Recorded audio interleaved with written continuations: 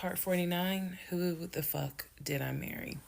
So, after the whole, I moved and I started over, basically, completely started over. So, there was a period of time where different people had reached out to me, people who knew him. Apparently, he was still trying to find a couch to sleep on.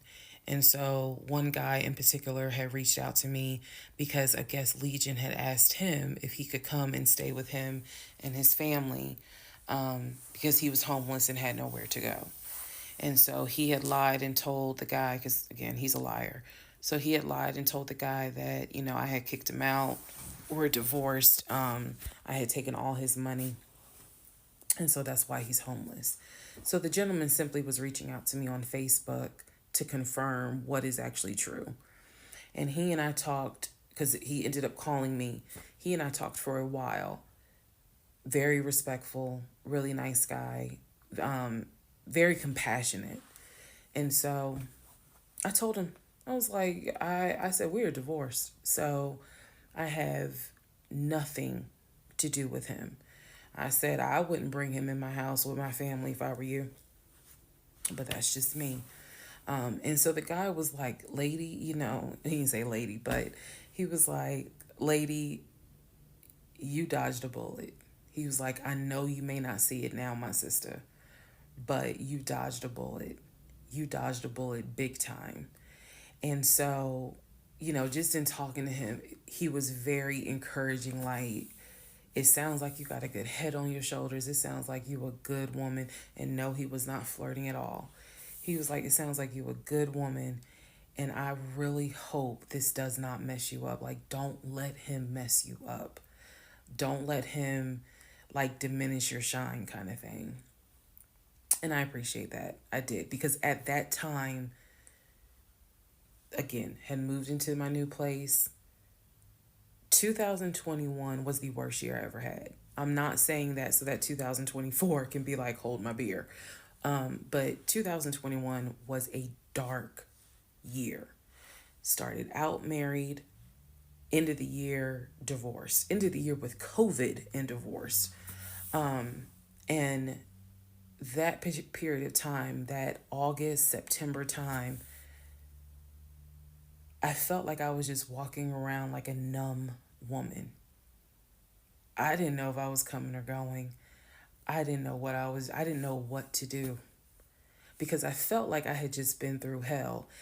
And it was a period of time where I had to sit down and I had to really, really deal with some stuff that I just simply was not ready to deal with.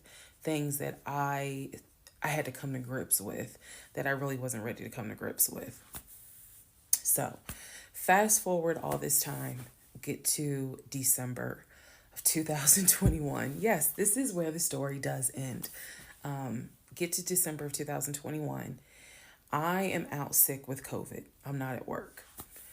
I get a phone call from my coworker telling me that Legion has called our job looking for me and was trying to get information to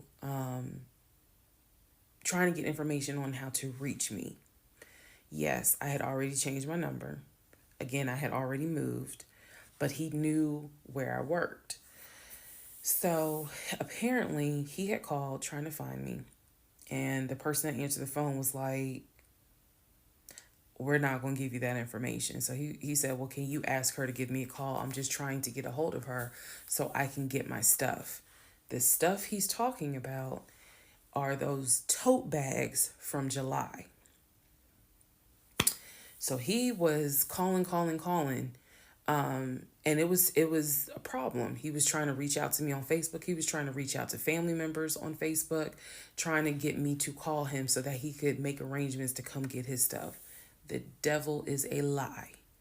So my friend Tracy, who came to my rescue again, my friend Tracy was like, okay, here's what you're going to do.